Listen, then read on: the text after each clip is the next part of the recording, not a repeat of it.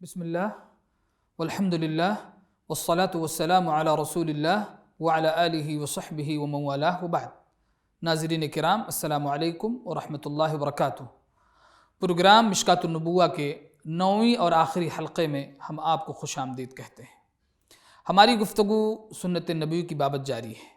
محترم سامعین، سابقہ 2 حلقوں میں طلب حدیث کے لیے سفر اور اسناد کی اہمیت و خصوصیت، نیز جرح و تعدیل اور سنت نبوی کی حفاظت میں ان کے رول کی بابت چند باتیں ہوئیں۔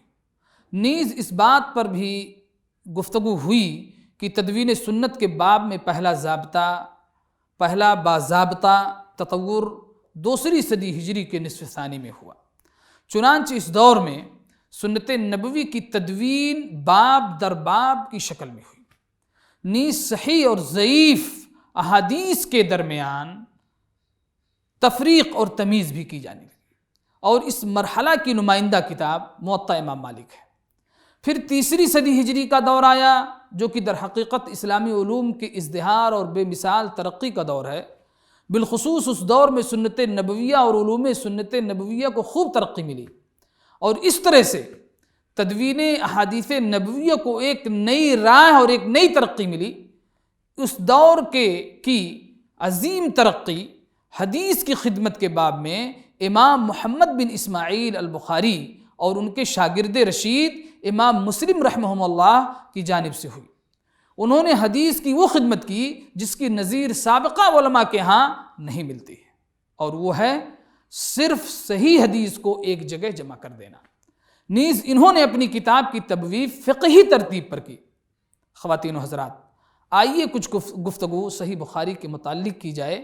صحیح بخاری کے مؤلف ابو عبداللہ محمد بن اسماعیل ابن ابراہیم ابن المغیرہ البخاری الجعفی ہیں۔ آپ کی ولادت شوال سن 194 ہجری اور آپ کی وفات سن 256 ہجری ہے۔ امام بخاری رحمہ اللہ کو بچپن ہی سے طلب علم کا بہت شوق تھا، نیز بچپن ہی سے ذکاوت و ذہانت آپ پر نمایاں تھی۔ آپ نے چھوٹی عمر میں ہی قرآن پاک حفظ کر لیا، اور اس کے بعد بخاری کے شیوخ اور اس کے بعد شہر بخارا کے شیوخ اور علماء حدیث کے پاس آپ نے زانو تلمذ طے کیا۔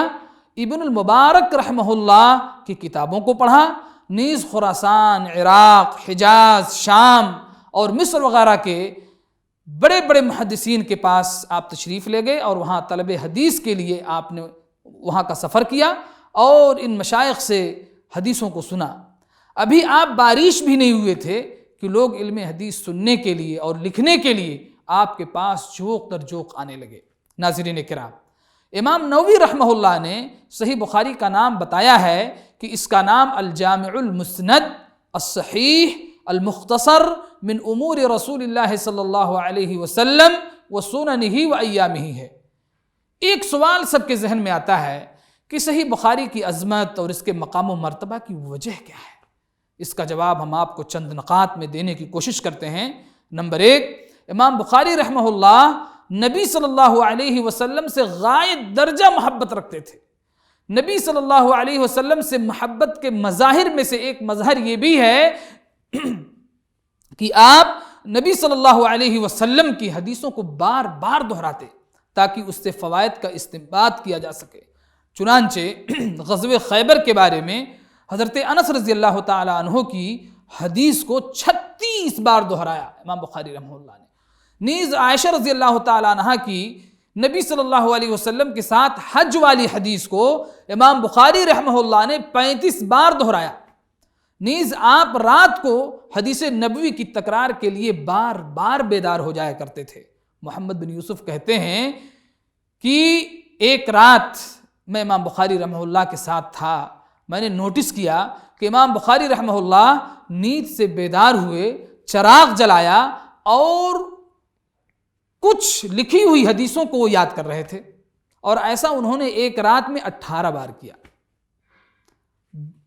دوسری جو اہم بات بخاری شریف کے تعلق سے ہے وہ یہ ہے کہ امام بخاری رحمہ اللہ نے صحیح بخاری کی تالیف کے اسباب میں سے ایک سبب یہ بھی ذکر کیا ہے کہ میں نے نبی صلی اللہ علیہ وسلم کو خواب میں دیکھا، میں آپ صلی اللہ علیہ وسلم کے سامنے کھڑا ہوں، میرے ہاتھ میں ایک پنکھا ہے اور میں اسے آپ صلی اللہ علیہ وسلم کو جھل رہا ہوں۔ میں نے تعبیر بتانے والے سے پوچھا تو انہوں نے کہا کہ انت تذب عنہ الکذب فهو الذي حملني على اخراج الجامع الصحیح، یعنی آپ نبی صلی اللہ علیہ وسلم کی جانب منسوب جھوٹی حدیثوں کی قلعی کھولیں گے، لہٰذا اس خواب کے بعد میں نے یہ عزم کر لیا کہ میں صحیح بخاری کو میں حدیث کی کتاب یا الجامع الصحیح میں ضرور لکھوں گا، میں نے یہ عزم کر لیا۔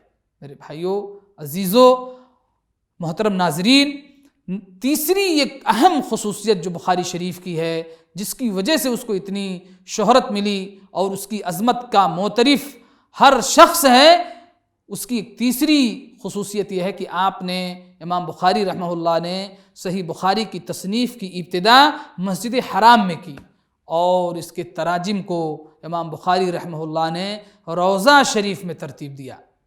عمر فربری نے نقل کیا ہے کہ امام بخاری رحمہ اللہ نے کہا کہ میں نے اپنی کتاب صحیح بخاری میں ہر حدیث کو اس میں ذکر کرنے سے پہلے غسل کرتا اور 2 رکعت نماز پڑھتا۔ عمر بن محمد البحیری کہتے ہیں کہ امام بخاری نے فرمایا کہ میں الجامع الصحیح میں کسی بھی حدیث کو لکھنے سے پہلے اللہ رب العالمین سے استخارہ کرتا اور 2 رکعت نماز پڑھتا، نیز اس حدیث کے تعلق سے مکمل یقین حاصل کرنے کی کوشش کرتا۔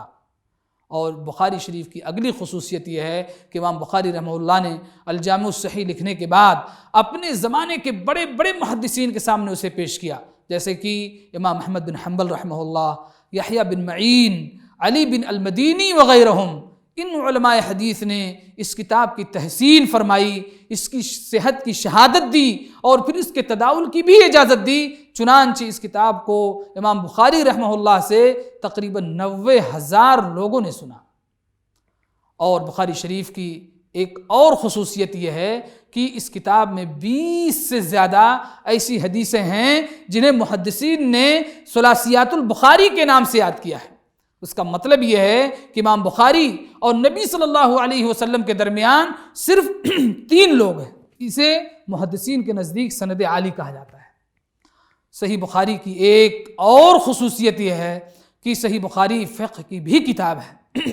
امام بخاری رحمہ اللہ کے اساتذہ نے ان کے بارے میں کہا کہ محمد بن اسماعیل اس امت کے فقیہ ہیں۔ صحیح بخاری کی ایک اور خصوصیت ہے کہ ملوک اور امراء اس کتاب کے نفیس نسخے کو حاصل کرنا اپنے لیے باعث شرف سمجھتے تھے۔ چنانچہ امیر عقبہ الناصری نے 7ویں صدی ہجری میں صحیح بخاری کے نسخے کے ضبط میں اس وقت 10,000 دینار خرچ کیا تھا۔ محترم ناظرین، یہ تھیں صحیح بخاری کے تعلق سے چند اہم باتیں جنہیں سرسری طور پر ہم نے آپ کے سامنے رکھا ہے۔ اللہ رب العالمین سے دعا ہے کہ اللہ تبارک و تعالیٰ ان علماء امت کو جزائے خیر عطا فرمائے۔ انہی باتوں پر اس پروگرام کا یہ آخری حلقہ بھی تمام ہوتا ہے۔ امید ہے کہ آپ حضرات اس پروگرام سے مستفید ہوئے ہوں گے۔ انشاءاللہ دوسرے اور بھی پروگرام لے کر کے ہم حاضر ہوں گے۔ والسلام علیکم ورحمۃ اللہ وبرکاتہ۔